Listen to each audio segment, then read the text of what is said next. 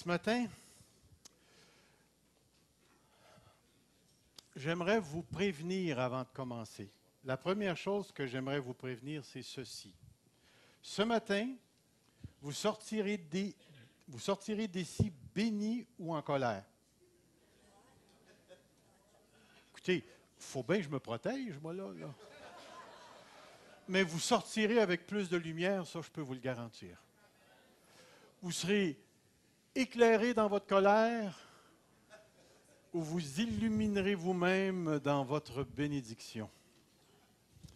Mais je vais vous parler de quelque chose que j'ai parlé lorsqu'on m'a invité à célébrer 2 mariages. Le dernier mariage que j'ai fait, ça a été le fils de Fernand et Monique Lapierre. Et j'ai parlé de ce que je vais vous parler ce matin et je ne suis pas certain que je vais être capable d'en parler jusqu'au bout.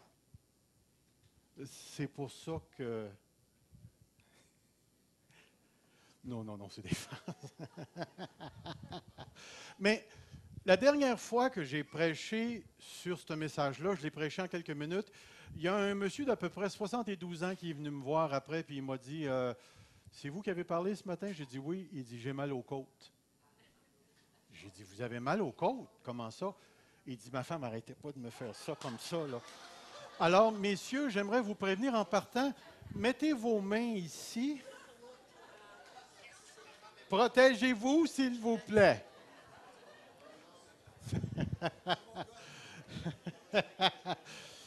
Je ne sais pas si vous saviez, hein, mais pour moi, il y a 2 sujets où j'ai vraiment de la misère à parler. C'est sur le couple et c'est sur l'argent. Puis ce matin, je vais parler sur le couple, comme j'ai dit la semaine passée, mais je vais vous introduire à quelque chose qui est compliqué à comprendre, mais ça a changé ma vie dans mon rapport avec mon épouse. Et c'est pour ça, ce matin, il n'y aura probablement pas d'appel à la fin, mais si on a du temps, je vais ouvrir pour des questions que je ne serai probablement pas capable de répondre. Alors, mais on va essayer. Alors, si vous voulez, en partant, j'aimerais mettre ce texte. Je ne sais pas si vous pouvez bien le voir, mais je vais vous le lire. Dans Philippiens, chapitre 2, au verset 12, c'est écrit « Ainsi, mes bien-aimés, comme vous avez toujours obéi avec crainte et tremblement, mettez votre salut en action. » Si vous regardez là, qui doit mettre le salut en action? Ce sont les bien-aimés, c'est nous. La deuxième partie que j'ai mis en jaune orange, ça dit « Car c'est Dieu qui opère en vous le vouloir et le faire selon le bon plaisir de sa volonté. » Ce dont je vais parler ce matin, c'est seulement la première partie. Je vais parler de nous. Je ne parlerai pas de Dieu et de ce que lui fait, mais je vais le sous-entendre dans tout ce que je dis. Mais je vais mettre l'emphase sur la partie humaine.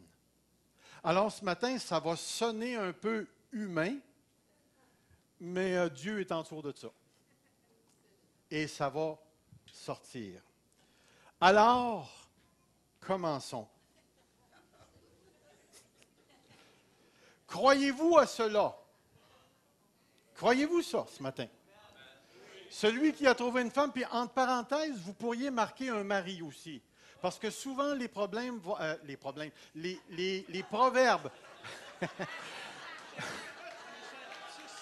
Wow, ça commence bien mon affaire.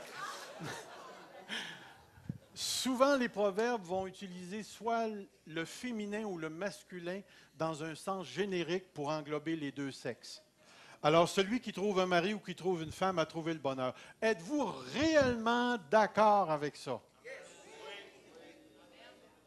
Vous êtes sûr? Vous êtes sûr? Certain. Parce que la suite du verset dit ceci, c'est une faveur qu'il a obtenue de l'Éternel ou qu'elle a obtenue de l'Éternel. Alors, la grande question, c'est celle-ci. Alors, pourquoi?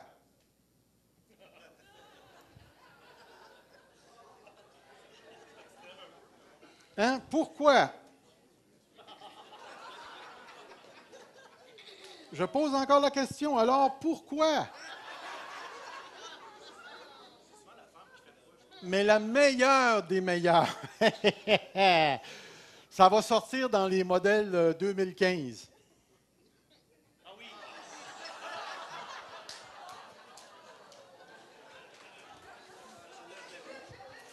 Puis, ce que j'aimerais que vous puissiez remarquer, là, c'est l'âge du couple. Ils ont à peu près l'âge de Gilles et Ginette.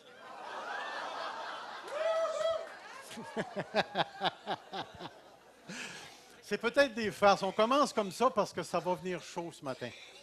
Mais la question que je me suis posée, je me lui suis posée à l'intérieur d'une problématique que j'ai rencontrée souvent dans mon ministère et dont j'ai moi-même fait partie.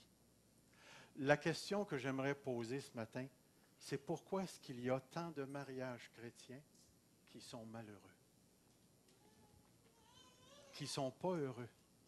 Parce que voyez-vous, nous les chrétiens, on se marie dans le Seigneur. Ce qui veut dire que le christianisme au niveau du mariage peut devenir une véritable prison. Une véritable prison, parce que tu n'as pas le droit de divorcer. Alors tu maries quelqu'un, puis en cours de route, tu penses que tu as fait le mauvais choix, ou la vie devient pénible, et progressivement, le couple a des problèmes.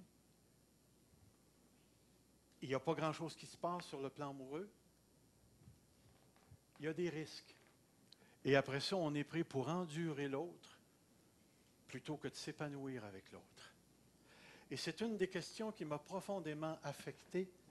Je vous raconterai un petit peu notre témoignage à moi et Evelyne au fur et à mesure qu'on va s'en aller.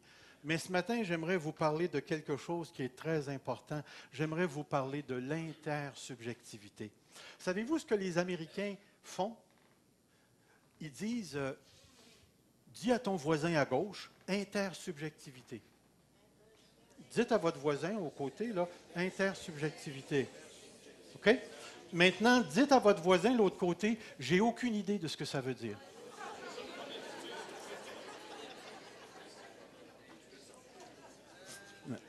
L'intersubjectivité se divise en deux mots. Inter et le mot subjectivité. Ces deux mots, laissez-moi vous dire ceci, ces deux mots sont une clé extraordinaire pour un mariage épanoui. Pour un mariage épanoui. Si ce matin vous repartez d'ici et que vous avez compris l'intersubjectivité, vous avez compris la recette d'un mariage épanoui. Et c'est pourquoi je vais prendre le temps ce matin d'expliquer les deux termes. Et généralement, je le fais vite parce que j'ai 10 à 15 minutes dans un mariage pour célébrer ça. Parce qu'aujourd'hui, les mariages, ça dure 1 heure. Et puis là, il faut que tu ailles la place, tu laisses la place à un autre. Mais là, j'aimerais vraiment qu'on prenne le temps puis qu'on entre dans ce concept qui est d'une richesse extraordinaire. La subjectivité, c'est le premier concept avec lequel on va tenter de définir ce qu'on veut dire ici. Lorsqu'on parle de subjectivité, vous avez le mot sujet. Sujet, je pense que j'ai oublié ma bouteille d'eau à quelque part. Oh non, elle est ici. OK. Le mot sujet. Lorsqu'on parle de sujet, on parle d'une personne. On parle, je suis un sujet, dans le sens où on utilise le mot. Ce n'est pas ce sur quoi on parle d'une personne. Je suis un sujet. Et ce sujet-là, la subjectivité, a affaire, je ne sais pas si vous pouvez voir complètement dans le bas, mais a affaire avec l'autodétermination. L'autodétermination. Ce n'est pas une marque de char. Lorsque vous entendez l'autodétermination, qu'est-ce qui vous vient à la pensée? Parlez fort. Pardon? Nous-mêmes, parce qu'on a le mot auto.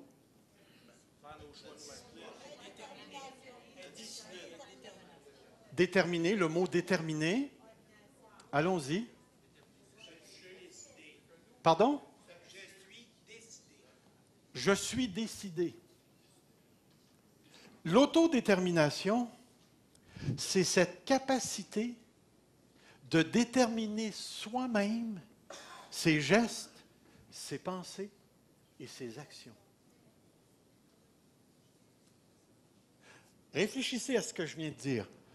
L'autodétermination, c'est cette capacité de déterminer soi-même ses propres gestes, ses propres pensées, ses propres actions. Ses propres actions.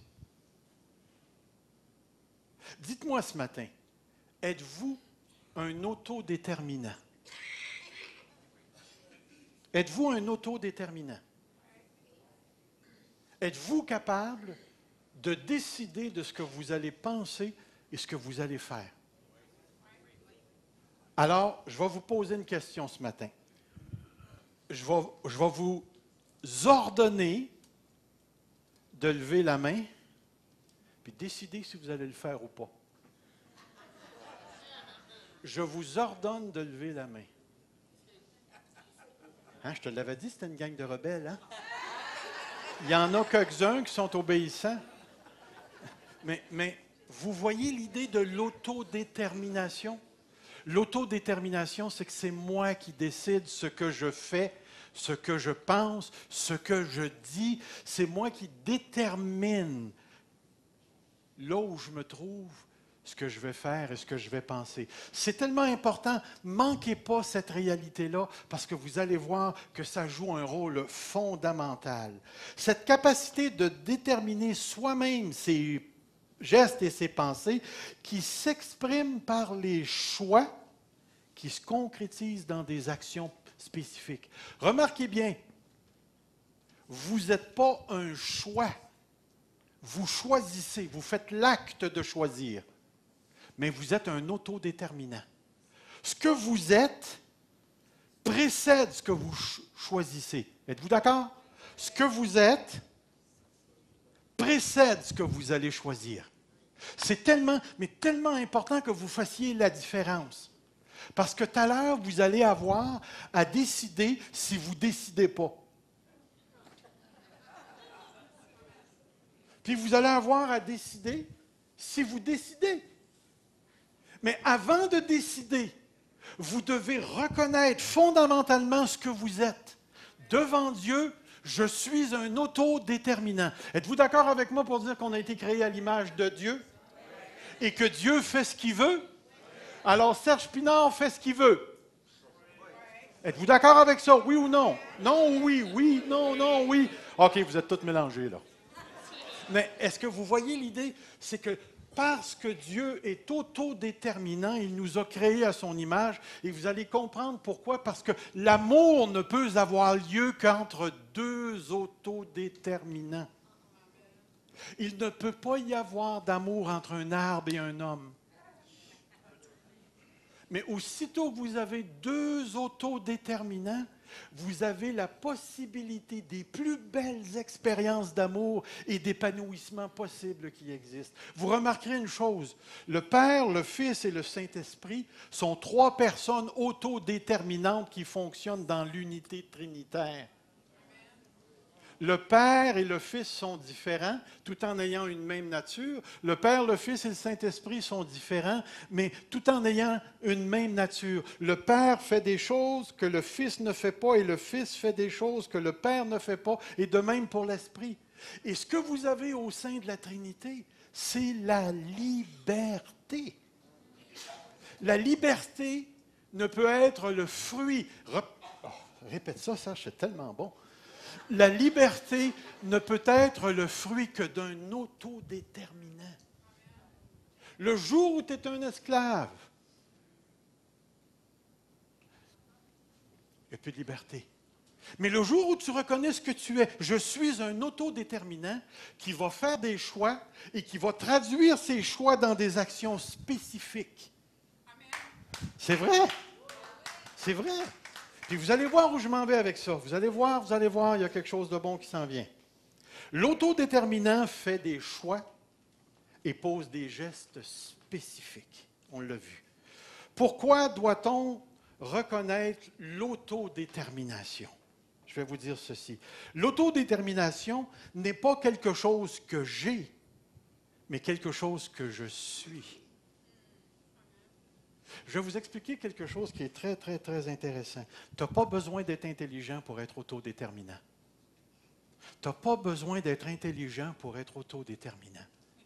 Qu'est-ce que je veux dire par ça? Il y a des gens qui ont des déficiences intellectuelles comme les trisomiques. Et à un certain moment donné, j'ai marqué entre parenthèses l'incendie de Warwick. Et l'un des gros problèmes qui s'était passé, c'est qu'il y avait une place à Warwick, pas loin de Victoriaville et dans ces coins-là.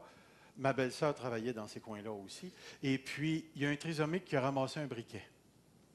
Il est allé se cacher en dessous de son lit. Qu'est-ce que vous pensez qui s'est passé? Dites-moi, est-ce que le trisomique savait ce qu'il faisait? Il s'est caché. Est-ce qu'il était conscient de toutes les conséquences? Mais quand il a allumé le briquet, puis qu'il a mis le feu au matelas, puis qu'il y en a qui sont morts, est-ce qu'il était autodéterminant? Ce que je veux vous emmener à voir ici, là, c'est que l'autodétermination ne demande pas nécessairement qu'on ait une pleine connaissance de toutes les choses. L'autodétermination se traduit par des choix qu'on traduit en action. Tu peux être à 10 de ton intelligence et t'autodéterminer à partir de ce 10 de l'intelligence. Et c'est ce que vous avez besoin de saisir. L'autodétermination n'est pas quelque chose que j'ai, c'est quelque chose que je suis.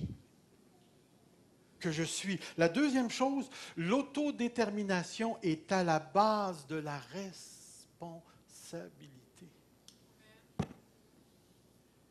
À la base de la responsabilité. Parce que je suis autodéterminant, je vais rendre compte à Dieu de tous mes faits et gestes et paroles que j'ai prononcés durant ma vie terrestre. Croyez-vous ça? Parce que tu es autodéterminant. Tu ne verras jamais un arbre passer en jugement. Tu ne verras jamais un maringouin dire « Oh Seigneur, j'ai piqué 36 humains. » Tu ne verras jamais ça. Non. Mais tu vas voir des humains passer devant Dieu parce que ces humains-là sont autodéterminants, qui traduisent leur autodétermination dans des choix spécifiques, qui se traduisent dans des actions spécifiques. Est-ce que vous me suivez à venir jusqu'ici? C'est comme je suis en train de monter un casse-tête, là. La troisième chose, sans l'autodétermination, l'amour, la vérité devient impossible. Vous ne verrez jamais une histoire d'amour entre deux tomates. Mais vous pouvez vivre une des de plus belles histoires d'amour avec votre époux, votre épouse, avec vos enfants, avec un ami, une amie autour de vous, dans l'Église de Dieu et avec Dieu lui-même. Savez-vous que l'amour présuppose la liberté? Sans liberté, il n'y a pas de véritable amour. Alors, c'est tellement important ce que je suis en train de vous dire, parce que lorsqu'on va l'appliquer à nos vies de couple, on va faire quelque chose de très important. Ainsi, mes bien-aimés, comme vous avez toujours obéi, travaillez à mettre en œuvre. Parce que je suis un autodéterminant, je peux faire ça. Et je suis appelé à le faire. Dans Jean chapitre 13, le verset 34, c'est marqué « Je vous donne un commandement nouveau.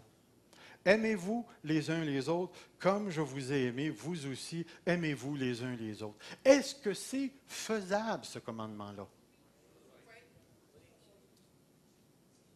Pensez-y, est-ce que c'est faisable?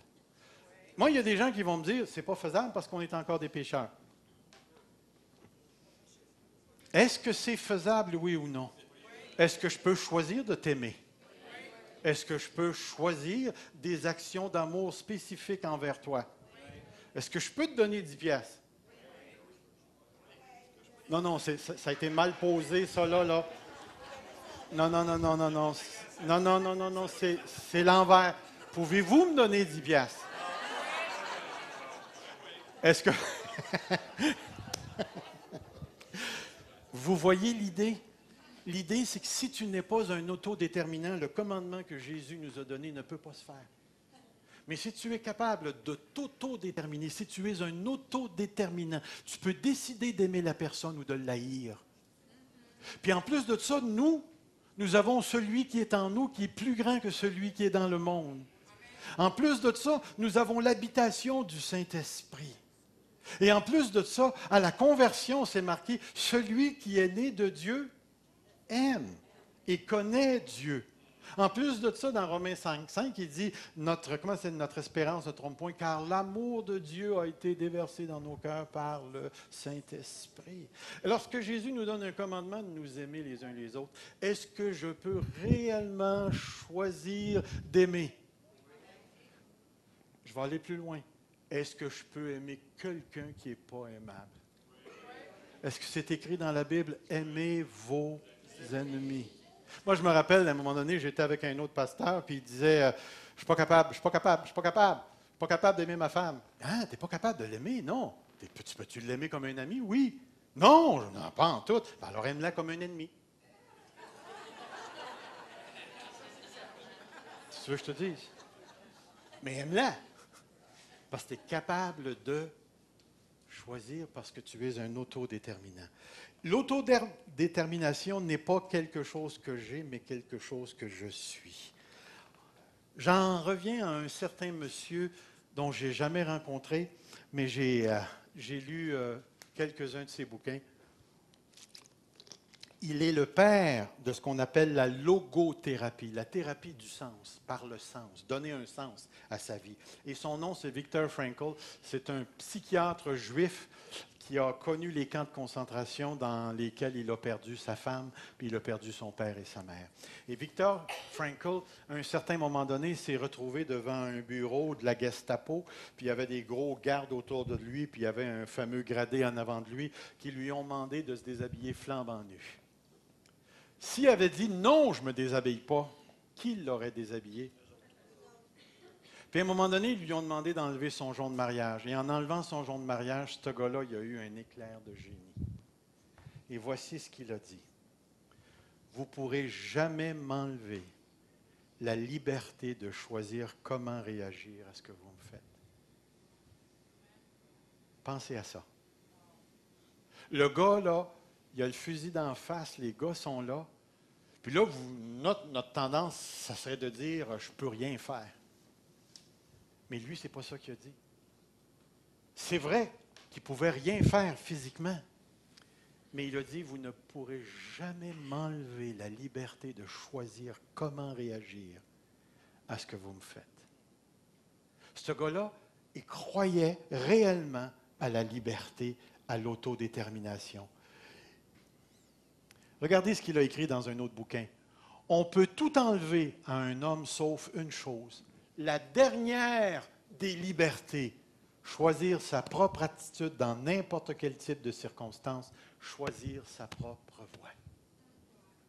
À un certain moment donné, Frankl disait dans un de ses bouquins, « Tu n'as pas le choix de ne pas mourir. » Tu n'as pas le choix de ne pas mourir parce que dans les camps de concentration, tu avais le fusil d'en face, puis c'était certain que le gars était pour tirer. La seule chose que tu pouvais faire, c'était choisir d'accepter de mourir en colère, en maudissant le tueur, ou tu pouvais choisir de mourir dans la dignité. Mais tu n'avais pas le choix de ne pas mourir. Mais même là, tu avais encore le choix, parce que tu es un autodéterminant. Il a écrit dans une autre parole, « Entre le stimulus et la réponse ». Stimulus et la réponse, ça vous dit quelque chose? Entre le morceau de gâteau et moi, le stimulus et moi qui va répondre à l'appel. Il va dire, il y a un espace. Dans cet espace se trouve notre pouvoir de choisir notre réponse ou notre réaction. Dans notre réponse se trouve notre maturité et notre liberté. Pensez à ça. Pensez sérieusement. Entre le stimulus et la réponse, il y a un espace, puis dans cet espace-là, ton autodétermination décide et te permet de démontrer ta liberté. Prenez les tentations de Jésus. Le diable présente quelque chose et Jésus, entre la réaction de Jésus et le stimulus qui est la tentation, il y a un espace dans lequel Jésus va répondre selon la volonté de Dieu. Mais chacun d'entre nous, on a cet espace-là. Savez-vous, les espaces qui sont le plus difficiles pour moi, c'est lorsqu'il y a 2 lumières rouges qui sont arrêtées en arrière de mon char. Puis là, il y a un espace entre le temps qu'il rouvre sa porte puis qu'il dise « Bonjour, monsieur ». J'ai tout ce temps-là pour décider comment je vais réagir. On a tous un espace où notre autodétermination s'exprime parce que nous faisons des choix qui s'incarnent dans des actions spécifiques. L'autodétermination, je le répète encore, n'est pas quelque chose que j'ai, mais quelque chose que je suis. Je suis. Je suis. Une autre chose qui est tellement importante. L'autodétermination ne dépend pas des circonstances. Êtes-vous d'accord pour dire que l'on ne contrôle pas les circonstances? Êtes-vous d'accord, oui ou non? Moi, quand j'étais petit gars, je me rappellerai toujours de ça. Je ne sais pas si je vous ai déjà conté ça. Tu sais, quand le printemps arrive, puis l'herbe est jaune, puis tu vois des gens mettre le feu pour brûler la vieille pelouse, puis ça sent bon, puis c'est le fun. Je me rappelle il y avait la maison de mon grand-père, puis il y avait un gros fossé, puis nous autres, on s'était collés sur le bord, puis on avait allumé les allumettes pour contrôler une patch de foin. Puis à un moment donné, ça s'est mis à partir, cette affaire-là. Ça commence à s'étendre. Nous autres, on était 3 petits gars avec des râteaux, là, puis on regardait ça aller, puis à un moment donné, on a lâché les râteaux, puis on a sacré notre camp. Puis là, tu as vu le grand-père arriver, le mononcle avec son affaire, la hausse est arrivée, puis là, c'était rendu que quasiment toute la rue était là en train d'effacer parce que ça s'en allait vers le garage. Est-ce qu'on était en contrôle des circonstances? Mais est-ce qu'on a mis le feu? Est-ce qu'on a décidé de mettre le feu? Mais est-ce qu'on était en contrôle des circonstances? Laissez-moi vous dire qu'il y a très peu de circonstances dans lesquelles on se retrouve où on peut contrôler quelque chose. Parce qu'il y a tellement de variantes dans les circonstances qu'on va vivre. Moi, je n'ai pas prévu mourir demain. Mais si je meurs demain, Evelyne, elle va avoir tout le trouble de m'enterrer. Puis j'espère que ça va être un trouble, hein? Écoute, là. Je ne sais pas si vous voyez l'idée. On ne contrôle pas les circonstances. On ne contrôle pas les circonstances. Mais pourquoi est-ce que je vous dis ça? Parce que tout à l'heure, quand on va parler du mariage, on va dire qu'il y a un paquet de monde qui ont choisi de ne pas aimer parce que l'autre ne joue pas son rôle. Parce que toi, tu ne m'aimes pas, moi, je ne t'aime pas, puis je ne ferai rien, puis là, ça s'engueule. Voyez-vous, lorsque tu mets la faute sur les circonstances, tu es en train de t'auto-déterminer en te faisant croire que tu n'es pas t'auto-déterminé. Je ne sais pas si tu vois l'idée. Aussitôt que tu mets la faute sur un bouc émissaire à l'extérieur, tu viens de démissionner de ta liberté. Et là, tu dis, je ne peux pas rien faire parce que l'autre ne fait pas ce qu'il est supposé de faire. L'autre fait partie des circonstances que tu ne contrôles pas. Mais dans ces circonstances-là, tu es autodéterminant. Tu fais des choix qui se traduisent dans des actions spécifiques. C'est tellement important que vous saisissiez cette réalité-là. Je n'ai pas besoin que l'autre fasse sa job pour que moi, je choisisse de faire la mienne. C'est tellement, tellement, tellement important de saisir ça. Donc, je ne pourrais pas dire, ça fait 30 ans qu'on ne se parle pas dans le mariage. Ouais, on ne commencera pas demain matin. Pourquoi tu ne commencerais pas demain matin? Tu es autodéterminant. Je ne sais pas quoi lui dire. Emmène-le au restaurant et lis le Journal de Montréal à haute voix. Tu vas dire quelque chose. Elle va t'écouter, puis vous allez avoir une session de discussion sur les nouvelles.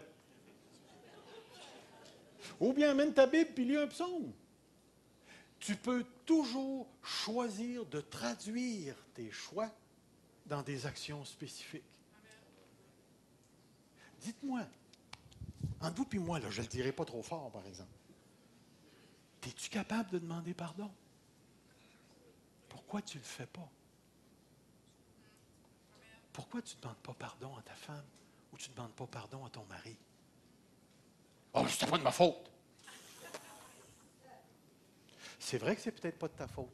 Mais y a-t-il un texte dans l'Écriture qui dit, si tu sais que quelqu'un a quelque chose contre toi, laisse-le là ton offrande et va te réconcilier?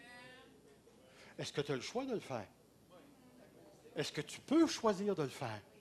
Est-ce que tu peux t'auto-déterminer à choisir de le faire? Et la réponse, ce que je veux que vous saisissiez ce matin, c'est qu'il n'y en a pas un ici ce matin qui n'est pas un autodéterminant. Tu peux choisir, parce que tu es un autodéterminant. Tu peux choisir de traduire tes décisions en action. Une autre chose qui est importante, l'autodétermination ne dépend pas des conséquences. Ne dépend pas des circonstances, mais ne dépend pas des conséquences aussi. Ne dépend pas des conséquences. Les conséquences, là, que tu le veuilles pas, il va en avoir à toutes les actions qu'on pose. À toutes les actions qu'on pose, il va y avoir des conséquences, positives ou négatives. Mais ton autodétermination ne dépend pas des conséquences négatives et ton autodétermination ne dépend pas des conséquences positives. Tu es un autodéterminant, peu importe les conséquences qui sont engendrées, par tes gestes ou par les autres. Je vais donner un autre exemple. Dans Romains chapitre 12, je pense que c'est le verset 8, c'est marqué « En autant que cela dépend de vous, faites la paix ou soyez en paix avec tous les hommes. » Êtes-vous d'accord avec moi qu'il y a des hommes qui ne veulent pas la paix? Qu'il y a des gens qui ne veulent vraiment pas la paix?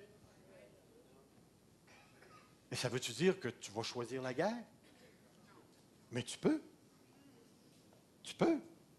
Si lui décide de te faire un coup de cochon, tu y en fais-tu un? Ben, tu peux. Tu es autodéterminant. Tu peux choisir de lui en faire un, comme tu peux choisir de dire, je vais l'endurer. Je vais aller jaser avec lui. On va voir ce qui va se passer. C'est tellement, parfois. Victor Frankl disait, parfois l'homme doit tout simplement accepter le destin. Son destin est porter sa croix. That's it. C'est tout ce que tu peux faire, mais tu peux le choisir. Tu peux le choisir. Et c'est ça qui est important. L'autodétermination ne dépend pas du bien ou du mal. Voyez-vous, ce que j'essaie de faire, là, c'est comme si j'essaie de prendre une personne, là, puis j'essaie d'y arracher un morceau de ci, un morceau de ça, puis une autre affaire là, puis une autre affaire là, pour qu'il reste seulement le squelette qui s'appelle l'autodétermination. Juste pour faire passer la vérité que tu es capable de t'autodéterminer à faire des choix qui se traduisent dans des actions spécifiques. C'est tellement important que tu saisisses cette vérité-là. Parce que l'autodétermination, c'est cette capacité de déterminer soi-même nos gestes, nos pensées et de les exprimer par nos choix qui s'actualisent dans nos actions spécifiques. À venir jusqu'ici, m'avez-vous suivi? Êtes-vous d'accord avec ce que je viens de dire? Comme on dirait, si quelqu'un n'est pas d'accord, qu'il le dise maintenant ou qu'il se taise à jamais. Nous sommes des autodéterminants. Fait que tout à l'heure, quand on prendra un café, tu diras « Salut, mon autodéterminant ». Là, l'autre, il va répondre « Ben, toi, là, mon autodéterminant. » Un petit coup d'un côte. C'est tellement important que vous saisissiez cette réalité-là. En d'autres mots, l'autodétermination, c'est la capacité de choisir ce que je veux réellement en toutes circonstances. Je ne livre pas ma liberté. Je m'actualise dans ce que je suis en toutes circonstances. Maintenant, j'arrive ici. On a parlé de la subjectivité. J'ai encore un peu de temps en avant de moi. De la subjectivité. Maintenant, on va parler de l'inter. Quand vous entendez le mot inter, avez-vous une idée de ce que ça veut dire? Entre quelque chose, OK. L'inter, c'est le mot inter vient du latin inter, qui veut dire signifier entre, parmi, au milieu, être avec, être ensemble, être entre nous. Il souligne la réciprocité et la mutualité. Savez-vous ce que le mot réciproque veut dire? Je te donne une claque, tu m'en donnes une. Je t'en donne deux, tu m'en donnes trois. Wow. Minute. La réciprocité, ça veut dire qu'on se fait mutuellement l'un l'autre des choses. C'est tellement important à saisir. C'est pour ça que je n'ai pas parlé juste de l'autodétermination, parce qu'on parle de la vie de couple, on parle de l'inter-autodétermination. Vous allez comprendre pourquoi. Le mot inter veut dire être avec. Puis là, je vais vous mettre en situation, je vais vous présenter un autobus. Essayez de vous imaginer que vous êtes dans un autobus, OK? Vous avez acheté votre ticket, vous montez dans l'autobus, vous vous asseyez, et là, il y a une personne qui vient s'asseoir dans le siège aux côtés de vous. Et comme l'autobus est sur le point de partir, le chauffeur passe dans l'allée, puis il commence à poinçonner les tickets d'un bord et de l'autre. Puis là, il arrive à vous, puis vous présentez votre ticket, puis là, il poinçonne le ticket. Mais la madame qui est assise aux côtés de vous, là, elle ne sait plus où elle a mis son ticket. Elle, là, puis elle fouille dans ses poches, elle rouvre sa sacoche, elle prend sa sacoche, puis elle la vide sur vous. Puis là tu sais, tout énervé. Puis là, le conducteur, lui, commence à être impatient, il y a un horaire à respecter. Puis là, il se tourne vers vous, puis il dit « Hey! Est-ce qu'elle est avec vous? » Qu'est-ce que tu réponds à ça? Mais pourtant, être avec vous est assis dans le siège aux côtés. Est avec vous. Mais est-ce qu'elle est avec vous? Êtes-vous en train de me dire que le mot avec peut avoir plusieurs sens? Vous allez saisir à quel point c'est tellement important. Il y a être là, puis il y a être présent. Je vais juste vous montrer une image. Dites-moi, est-ce que le Père est là ou il est présent?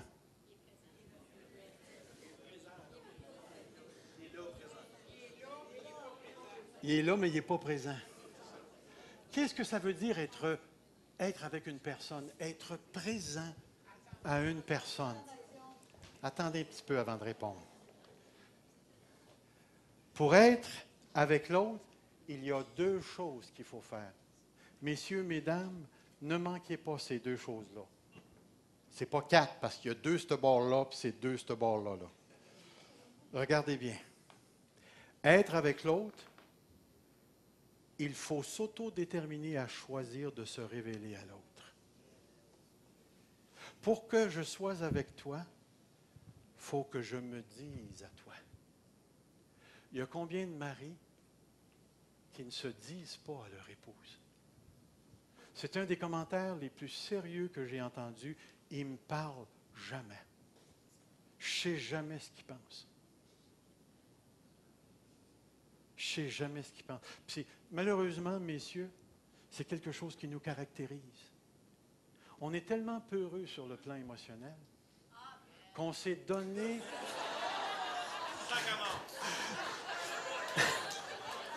Wow! Là, attendez, là. Je vais vous en révéler une à propos de moi, là. Je vais vous dire ce qui vient de me passer dans la tête, là. Je vais en manger une. Voyez-vous l'idée? C'est que nous, les hommes, on a tellement de misère à se dire qu'on considère que les femmes parlent trop. Puis dans le fond, laissez-moi vous dire, allez prendre une bière avec les hommes ou allez au restaurant avec les hommes, puis vous allez voir que ça jase comme des poules. Écoutez, ça peut parler de hockey, de politique, mais ça parle. Aussitôt que ça rentre dans le domaine émotionnel, ça se tait. Moi, je me rappelle, dernièrement, j'étais au Normandin, puis j'avais des hommes qui étaient assis en arrière de moi.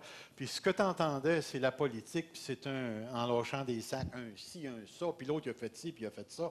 J'ai dit, j'espère, me disant moi-même, j'espère que vous prenez le temps d'en jaser avec vos femmes, avec vos épaules. Voyez-vous, le gros problème, pour nous les hommes, c'est de se dire, puis de se dire, vous allez voir où je veux aller. Mais si tu veux vraiment être présent avec l'autre, il faut vraiment que tu choisisses de t'ouvrir et de dire, pas seulement les belles affaires, mais les pas belles. Tu m'écœures à matin. Moi, il y a des fois, là, Evelyne, là, je me lève le matin et j'ai dit, oh, il me semble qu'aujourd'hui, je m'engueulerais. Puis là, Evelyne elle a commencé à... Non, elle a commencé à comprendre ça. Elle a dit, OK, sur quel sujet? Entre vous et moi, là, hein? C'est qui a l'air d'un beau raisin, là? Hein? Mais je vais vous dire une chose. Je n'ai pas arrêté d'y dire. Parce que j'ai réalisé que quand je rouvre mon cœur, ce qu'elle apporte me soulage, me guérit, me dirige même dans certaines circonstances.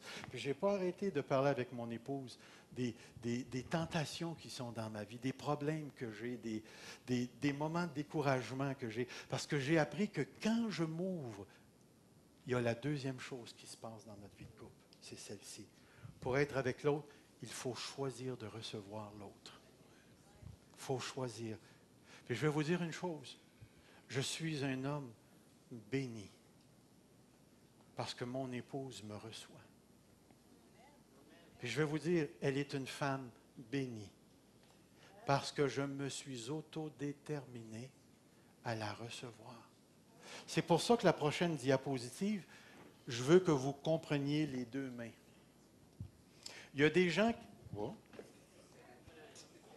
Il y a des gens qui sont mariés, puis leur mariage, c'est comme ça. Je ne m'ouvre pas et je ne te reçois pas. Ces gens-là vont vivre 20, 30 ans, 40 ans comme ça, puis ils vont finir leur vie conjugale en colocataire. C'est des colocs. Il n'y a pas de langage émotionnel, il n'y a pas de langage du cœur, il n'y a pas de partage, il n'y a pas d'ouverture. Ou, à un certain moment donné dans le couple, il y en a un des deux qui rentre dans le mariage puis qui s'ouvre. Mais l'autre n'est pas ouvert, puis il ne reçoit pas. Alors la personne fait des tentatives de venir, de s'ouvrir, de dire, mais il n'est jamais reçu. Qu'est-ce qui va se passer après un certain temps? Soit qu'il va se refermer, ou il va devenir comme ça. Parce que c'est le désespoir, c'est le découragement, et ainsi de suite. Et là, le mariage va s'en aller. Puis savez-vous ce qui arrive dans des cas comme ça?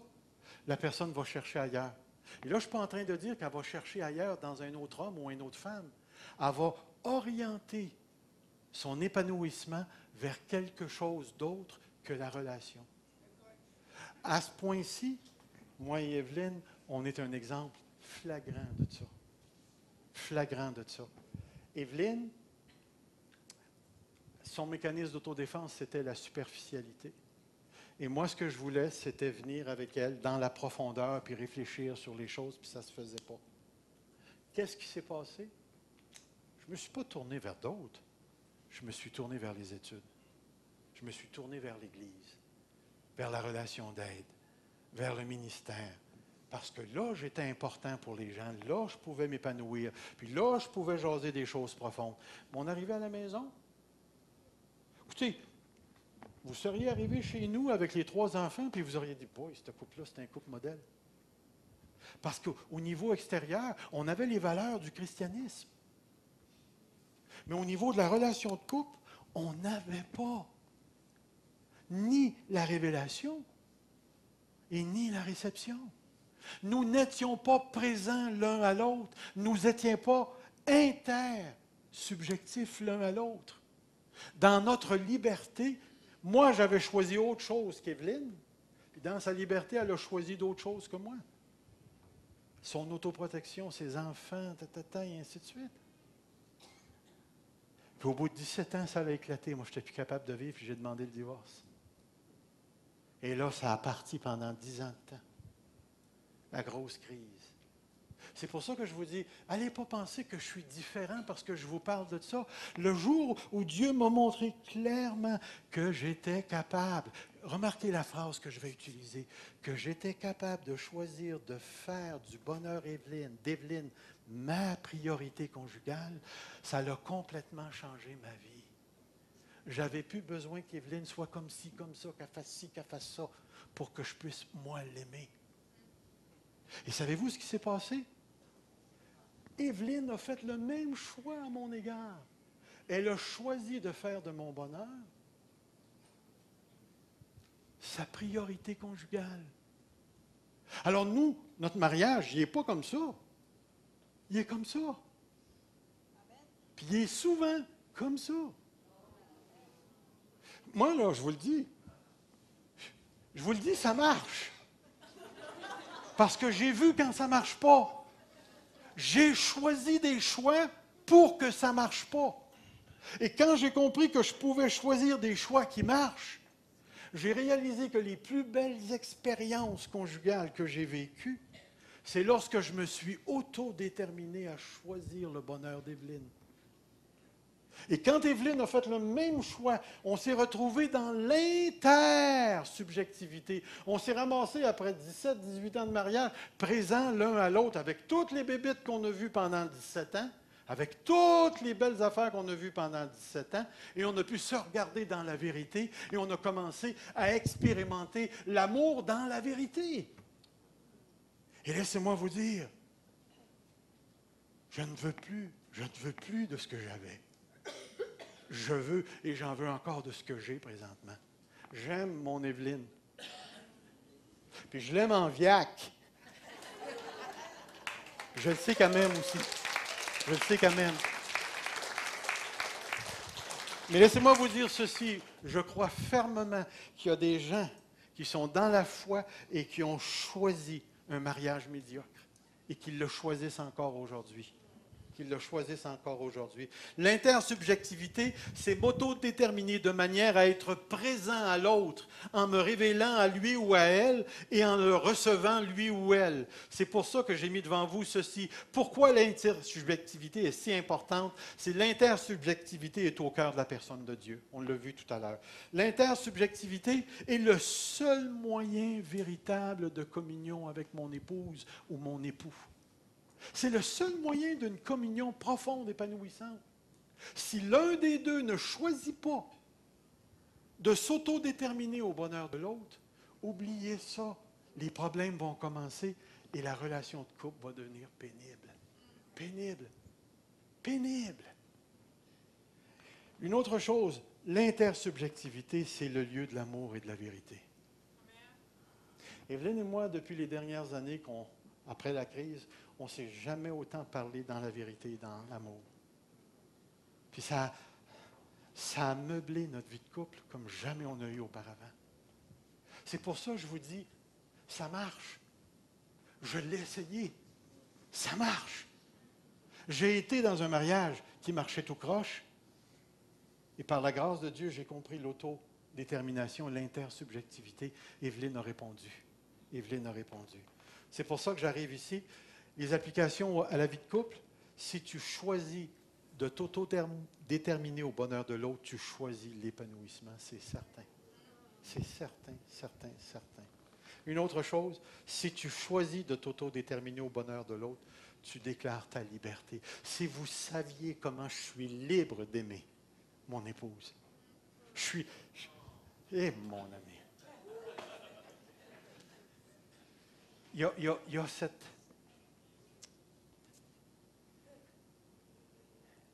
Il y a cette liberté de se dévoiler dans ce qu'il y a de plus laid chez soi. Puis de regarder l'autre, puis dire, tu me reçois-tu? Parce qu'elle a la liberté de ne pas me recevoir. C'est là que tu te rends compte qu'à un certain moment donné, l'amour de l'autre est beaucoup plus grand des laideurs qui sont en soi. Et l'autre te reçoit. Mon ami, ça fait du bien. Parce que des fois, je vais dire à Evelyne, je dis, Evelyne, je me sens tellement en sécurité avec toi. Même dans mes laideurs, je me sens en sécurité avec toi. Hey, ça a des influences sur mes enfants, c'est pas disant. Ça a même des influences sur le chat à la maison. Je vous le dis, je vous le dis. Puis regardez celle-là. Si tu choisis de t'autodéterminer au bonheur de l'autre, tu choisis de changer toi-même. Regardez, là, j'ai marqué que ça fasse 1 an, 10 ans, 32 ans, 55 ans que tu es marié. Tu es autodéterminant et tu es capable de changer aujourd'hui les mauvaises habitudes que tu as développées pendant 30 ans, 10 ans, 5 ans. Tu es capable. Mais si tu ne le choisis pas et que tu préfères t'autodéterminer à dire c'est la faute de l'autre, tu as fait le choix que c'était l'autre qui était le problème. Oublie ça. Oublie ça, la relation ne se développera pas, elle va empirer. Mais j'ai remarqué une chose, allez pas penser parce que ça fait 45 ans, 50 ans que les gens sont mariés, qu'ils sont heureux. J'ai rencontré beaucoup de 50 ans de mariage où les gens sont des colocs. Ils se sont habitués à vivre ensemble. Mais par l'heure de profondeur dans leur vie de couple, ils n'ont pas. Pourquoi? Moi, j'ai choisi de travailler et de mettre le pain sur la table. Les besoins de l'autre, là, elle fera sa job. Tu sais? s'il vous plaît, réalise ce matin que tu as cette capacité de choisir, de choisir. Et le changement peut s'effectuer à n'importe quel âge. C'est pour ça que je te dis ce matin, tu peux repartir en colère. Compte-moi si tu veux. Gêne-toi pas. Je suis capable d'en prendre. Mais je veux que tu la choisisses, ta colère. Qu'elle ne soit pas juste le fait que le gars a parlé en avant, mais que tu t'auto-détermines à m'haïr. Parce que quand tu vas arriver devant Dieu, ça sera ton choix, pas le mien. C'est ton choix ce que tu fais avec ton époux ou avec ton épouse. Tu ne pourras jamais arriver devant Dieu et dire, parce qu'il n'a pas fait son 50%, moi je ne ferai pas mon 50%. Seigneur, ce n'est pas vrai le texte dans les Proverbes, que celui qui trouve une femme ou un homme trouve le bonheur. Je n'ai jamais eu de bonheur. C'est une bénédiction que l'Éternel lui accorde, une faveur. Pas vrai, Seigneur, tu t'es trompé, tu ne sais pas tout. Tu ne le connais pas, lui. Si tu savais qui il est. Il est faux de dire que je suis faite de même et ça ne changera pas. Ça ne changera pas si tu t'auto-détermines à décider que ça ne changera pas. Aucun problème avec ça. Et c'est pourquoi j'arrive ici. Je puis tout par celui qui me fortifie. C'est pour ça que je n'ai pas mis l'emphase sur la personne de Dieu. Ce qu'on a vu ce matin, c'est ça. C'est ça. L'intersubjectivité, c'est choisir le bonheur de l'autre en me rendant présent par la révélation et la réception de l'autre. Je vous le dis, ça marche. Ça marche. Ça marche! Je vous le dis. Et pour terminer, mon ami, j'ai dépassé d'1 minute. J'aimerais vous laisser une parole d'Abraham Lincoln qui dit ceci. La parole dit ceci. La plupart des gens sont heureux dans la mesure où ils ont décidé de l'être. La qualité de ta vie de couple dépend de ce que l'un et l'autre allez choisir parce que vous vous autodéterminez. Un peut choisir le bonheur de l'autre, mais l'autre peut choisir son propre bonheur.